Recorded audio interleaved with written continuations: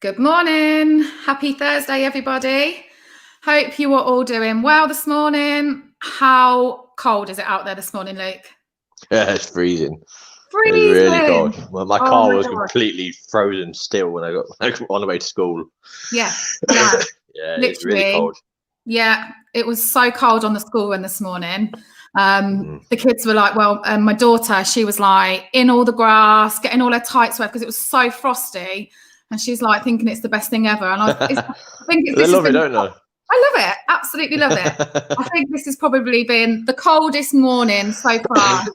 And then I got back from the school run and then I did a dog walk and that was blooming freezing as well. So I'm just glad I'm back inside in the warm. Well, they said last week it was meant to be snowing around this time. Yeah. Weekend and like early next week. So you can see it coming, can't you? Oh, definitely. Definitely can. Although it's cold, it is nice and bright. I'd prefer that. That rain yesterday was so miserable. I'd rather it be cold and you can wrap up and it's nice and bright for sure. It didn't rain here. It didn't? No. Well, I don't think it did. Unless I'm just didn't see it. in another world, but yeah, I don't think it rained. Yeah. Morning, Laurel. Laurel's just said hi. How you doing, Laurel? Hope you're doing okay. So then, Luke, what to talk about on a Thursday morning? What shall we chat about? So I was just, looking on my phone this morning, looking at a bit on the internet, see what's going on in the world. And, apart from obviously the obvious, I don't know about you, I'm just waiting to find out what tier we're in today. Yes, yeah. I read an article today. They had the 10 top areas of the UK that are of England that are with COVID, and Leicester was one of them. Oh, it's been from day one. It was one of the first place to go into a local lockdown, wasn't it, as well? Yeah. I mean, I don't. Did you ever come out of that local lockdown? Oh, well, no, we're still in it. It's great being in Leicester. Please feel free, come over to Leicester and visit. So, do you think you're going to go into tier 3? We're well, apparently from what the local politicians have been saying on Facebook and everything, it looks like we are going to be going to tier 3. Really? But they've kind of said we are, but they've not confirmed it. So we are. Well, I googled this morning. I googled what time will we find out today what tier we're in, and I couldn't get an answer. I don't know. Is Boris doing a talk? Is he doing? I don't know. I've really lost touch with what's going on, when he's doing it, when we're meant to be going into these tiers, everything. It's just. Well, I think it starts next Wednesday, but today they're telling us. But I'm not sure how they're getting that information over to us. Will it be our local authorities that let us know, or will Boris be doing one of his updates? No idea. Laura's just put on here, I can see it.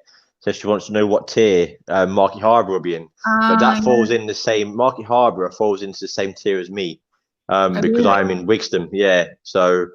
It sounds like, not confirmed, but it sounds like it's going to be tier 3. So not great news, Laurel. No. But we'll see, it could be wrong. I mean, from what I've sort of heard, I think Northampton, we might be tier 2. I'm really hoping we're not tier 3, but tier 2, I think. But, It's going to be up and down anyway, isn't it? It's going to be up and down. And they did say as well that whatever tier you get put in, they're going to review it. I don't know if it's like on a fortnightly basis. They'll review it. So there is a chance, perhaps if you're in a tier 3 and, you start to get your numbers down, you could come down to a lower one before Christmas, so to speak. So, I think it's all just a bit, just what craziness. Nothing we can do, is there? No, nothing. Apart from just find out where we are, see what those rules then mean for us and go with it, really. That's it.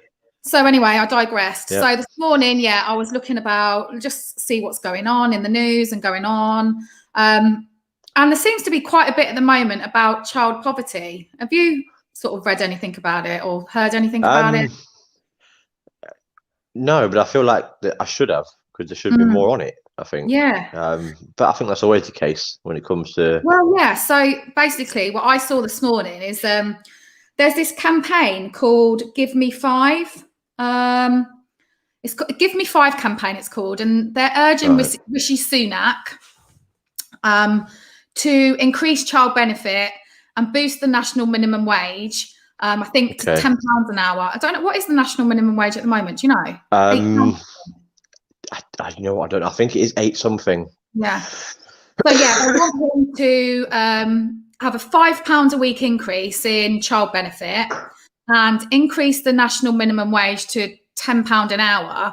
And apparently, if he did that, that could really help child poverty and some of the sort of worst hit families.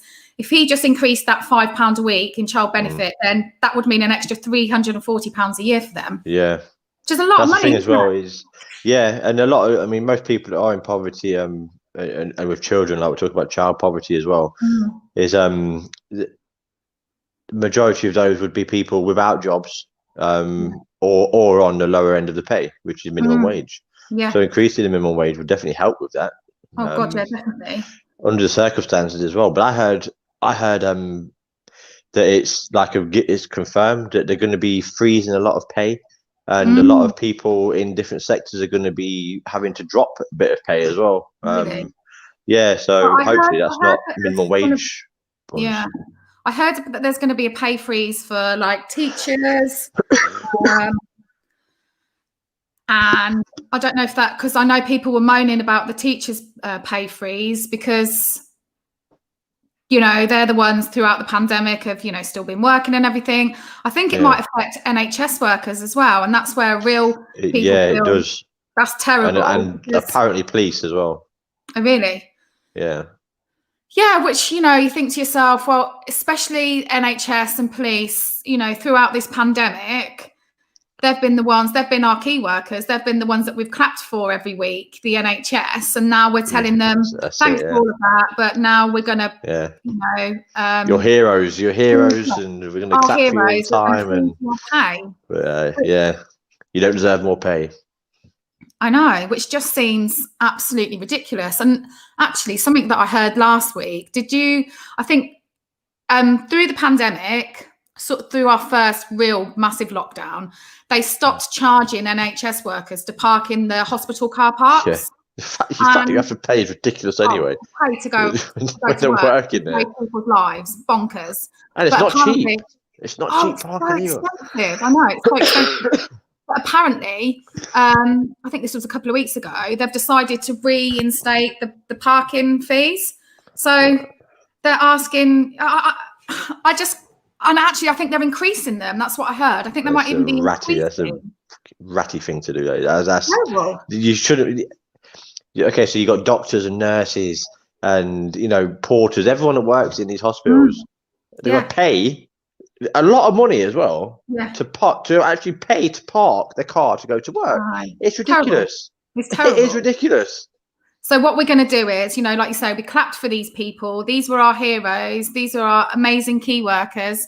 But what we're going to do is we're going to freeze their pay, but let's put up their fees to park to go to work. I mean, where is the rationale in that? Yeah. Where is the logic and the sense in that? But we'll clap for them, so it'll be okay. It's all right. They don't worry about the money. As long as we clap, they'll all feel, really, really valued. It's terrible, isn't it? It is really, really bad. But going back to like the child poverty thing, I mean, I don't think you realise quite how many children that affects. You think now the country we live in this day and age, should there really be child poverty? Apparently, there's 4.2 million children living in poverty at the moment, and 44% of that is lone parent families. And also children in like a larger family. It's so sad. It's so sad to think that in, today's day and age, there's some children. Pardon? It shouldn't be happening. No, it shouldn't. It's really sad, like to think that children perhaps, and it's not just that they don't have enough food. Obviously, that is a massive factor, that children are going hungry and not having 3 full meals a day. It's also things like they don't have access to internet or have a computer at home. And this was a massive thing in the last lockdown when children were learning from home. Now, it's all very well teachers sending work over on different learning platforms online. If that family doesn't have a laptop, or if that family can't pay for their internet connection, how are these children supposed to learn? Yeah, this is what I've got an issue with as well, is because a few years ago, to have a laptop or a phone, it was seen as a luxury, if you like. Like, you know, you don't need it, but you've got it. So, you know, be lucky you've got it. But that's changed over the last year or two, because now you need one if you're at school. Yeah. Because, like you say, they're sending work home, but they're not sending paperwork home. They're giving you logins to go on to different sites and stuff. Yeah. And then they're saying, you know, if you haven't got it, then you can do there's other ways we can send this book home. But the thing is that you're missing out on the education, the way they're teaching it, and you're missing out. You're not getting the full thing that they're sending over through the laptop and the login version. There was somebody at school where my daughter goes, and they've not got a laptop or anything. And they were saying that the work they got sent over was literally colouring books and, you know, basic spelling, where on the other things where you got sent over through laptops and stuff, it was like full on equations and like tasks and things to do. So they weren't getting the full thing. So you do need, it is a necessity now. Of course you do. Like, a lot of the work that my kids were getting sent over was like, watch this short clip of a film and then do X, Y, and Z. Well, how you can't send that over on a pad or a bit of paper. Exactly. And also, if you think about what about those families, perhaps they do have a laptop, but during lockdown, what if mum was working from home and she's got 3 kids who all need to get on? How's that supposed to work? That's it, yeah. And people that need to do the shopping during lockdown, who can't leave the house, you know, and it's all you know, home delivery and stuff like that. Well, they can't do that, you know. They can't just shut out the window and get home delivery, can they? It's all on computer, so and what about you need to be able to access the internet to get your social security benefits. So if you're in poverty and you don't have a laptop or you don't have internet connection, how the hell are you supposed to do that? Exactly. You know, it just doesn't make sense, and it's just really sad. Like you say, with child poverty, it's not just about eating and stuff; it's about the computer and stuff. I wonder how many children haven't got a bed to sleep in. You know, because I bet that'd be a surprising figure. Oh, definitely. Or how many children have got, like, you know, 5 in one bedroom, or, you know, it's Or what about in their houses? They can't afford to put the heating on. Look how cold it is today. Look how cold it is today. Could you imagine poor kids, or, you know, anyone, not just children, anyone trying to sleep without having the luxury of central heating or a heater or a fire or something? Because it's a killer. It's a killer. That happens. That goes on. I remember watching a documentary. It's got to be a few years ago now, and it was a single mum, and she had 2 children, and they couldn't afford. They had like gas meters and electric meters, and they just were running out of gas, and they couldn't afford to put any. They literally had no money to put on it. And that night they went to bed, and the kids were sleeping in all their clothes, a full-on coat. They were all in the bed together. And, you know, when you watch that, and it just makes you think, oh my goodness, this shouldn't be happening in this day and age. And it shouldn't be. It really does make you put things into perspective for ourselves and how lucky we are and our children are. And definitely, you know, definitely. I mean, I've when I was growing up, and like a lot of people, I was in the same situation to an extent. Luckily, I was able to get out of it, but a lot of people can't, and it is hard to get out of that situation. But then it becomes that vicious cycle, doesn't it? You know, like you tend to find that children who live in poverty, or you know, they don't end up having the same education as other children, which then leads to they don't then get the same job opportunities as they get older, which then has that vicious cycle of, you know, living in a more, you know, sort of poverty driven life, which is just awful to think about, really. It's just it appears everything's against you, and you're just meant to stay there. And, you know, you've got to be exceptionally good at something, or you got to do something which isn't easy to get out of it, because you know, without the help, you're not going to get out of it. You need help. Of course you do. And also, I think it's really important be living this sort of lifestyle, living, you know, without being able to heat your house or feed the children or those, it has such massive long-term impacts, not just on your physical health, but mental health as well. Can you imagine as a child going to school and being starving and not being able to sort of tell your friends or, you know, or know that when you go home tonight that the house is going to be cold and you don't know what there's going to be for dinner, or it's just so sad. It's really, really sad. Yeah.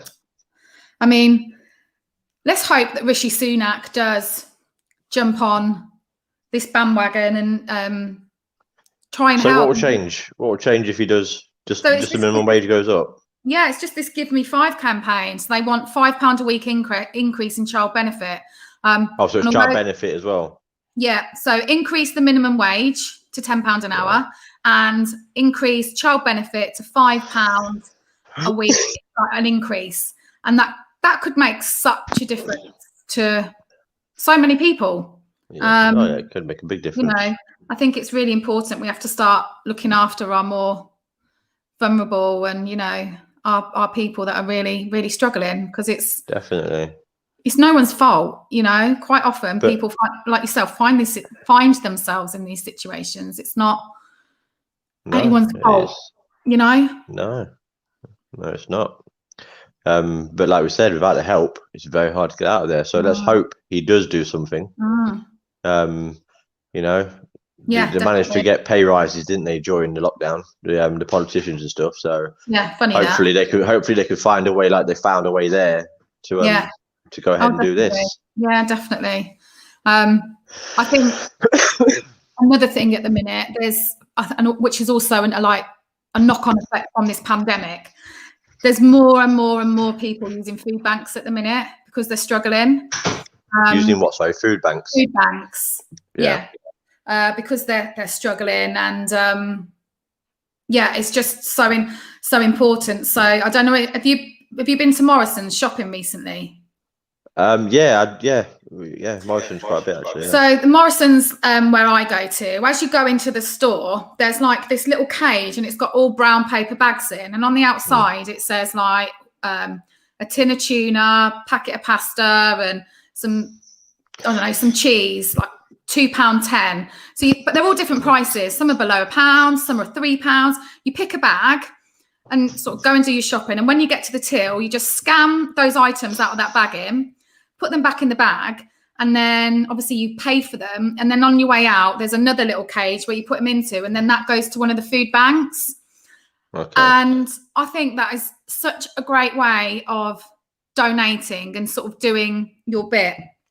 And I took the kids with me shopping a while ago, and we did it there, and they were sort of asking me why, and I was explaining to them, you know, why we need to help other people and what are food banks, and, you know, what are they all about. And I think it's a lovely way how to teach children and make them a little bit more appreciative of what, you know, what they have and what they and I love that Morrison's are doing that. I don't know if I'm pretty sure probably Tesco's and other places are doing. I've seen it in other supermarkets where, oh God, I can hear myself. Yeah, there's other supermarkets. What's you just can't talk in a minute. I'm going to try and sort his sound out. Don't know what he's doing. Yeah, I mean, I have seen in like Tesco's and stuff that you can donate some food on your way out. I always forget that though. I like that it's at the beginning of the shop, so I pick up the bag and put it in my trolley, because by the time I walk out the shop, I forget to have bought something for the food bank. So my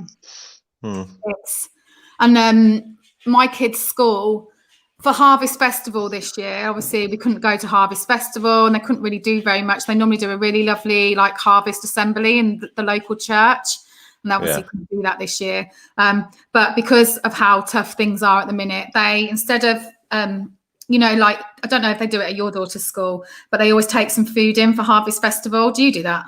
Yeah. So this year what they did is they all brought food in for the Hope Centre. So because that's obviously one of the food banks in Northampton. So they're all brought that food in, and all the food that the children brought in was donated to the Hope Centre food bank. which was nice. And then they've decided to do it again. We're having another week of bringing food in just to help the food bank again. But it's important to teach our children, I think, about these sort of things, because sometimes as we do as adults, we don't realize how lucky we are. So yeah, it's important to let them see sort of another side of the coin and, make them realize that not everyone has it as easy as perhaps they do. It's an important lesson to learn, to teach. It is, definitely. So yeah, that's sort of what I was thinking about child poverty this morning. Really, it's I think with child poverty, I don't think it's made aware enough. I mean, everyone should really know it exists. But a lot of people that are not in that situation or not been in that situation, it's not. I mean, you don't see it. It's advertised. It seems like the wrong word to use, but it is advertised. It's not. It's not put out there enough for people to be made aware of. Like other things are. So it's. Yeah. I mean, what charities have we got here that you can give to if you want to help? What like food banks? Yeah, food banks or charities to send things to. We've got the Hope Centre. We've got Restore Northampton. And I think there's a Western Fable Centre food bank. They're ones that I know of. There's obviously the charity that we've been working with, the McCarthy Dixon Foundation. They're doing loads of brilliant stuff. They're feeding children at schools and helping so many people. They're doing an amazing job. Apart from that, I'm not really sure. What else? I mean, obviously, as always, as well, if anyone is listening, if this does concern you, always give us a shout. Yeah, definitely. Give us a shout, and we can, point you in direction or help you out. Always here to talk to. Yeah, absolutely. If it's something that's troubling you, let us know. Get in touch because we want to be able to help if possible. I'm just going to go completely off topic here and just something I meant to speak to you about yesterday and I completely forgot. 3,000 press up challenge. Where are we? I meant halfway. I meant to let you know last night. You need to put me down for another 40. Okay, well, we're just over halfway then. We're just over halfway. Just over halfway. What is the date today? It's the 26th. We've got 27, 28, 29, 30. We've got 4 days. Plenty of time. To do 1,500. Plenty of time. Don't worry. So we'll be like, what are you doing? We just need half of them 1,500 from you, Jasmine. And then I don't think so. No, we're fine. We're good. We're over halfway, so it's good. Okay, 4 days. If it has to be done, we'll do it all in the last day if it has to be done. Yeah. So what day is the last day of the month? What is it? Full on Tuesday next week? I think it falls on Tuesday. Let me have a look because let's have a look. Monday. Monday is the last day of November. It's gonna be a busy weekend. So if you don't see any of us online all day on Tuesday, it's because we're doing press ups non-stop. We're doing like a press up marathon. And if anybody, if I'm disappeared for a few days, just presume me dead. I've died from press ups. So if when I come online on Wednesday, I can't lift my arms because they're like completely done in from doing so many press ups, then you'll know the reason why. But yeah, I mean, it feels like when we first started this, it's gone quick. It's gone really quick. Felt like the first week or so, it's like, oh my gosh, we've got ages to do this, and now we're like, oh my goodness, we've got 4 days left. It's gone really quick, and we would have had them done by now, but I've not been very well, and everyone's been busy, being locked down, and so we'll blame Luke for this, really, but it's my fault. Yeah. And don't forget, it's the Teenage Cancer Trust as well. Yeah, really, really important charity. So yeah, we've got 4 days. We'll get it done, won't we? By hook or by crook. We need to get Steve going again. He's had a bit of a lapse, hasn't he? He's blasted him out though as well. Yeah, he has, but I feel like he's had a few too many. He's had a few too many days off. Too many days off. He's had too much celebrating for his birthday. He needs to get back to work now. He wants to eat back on those push-ups.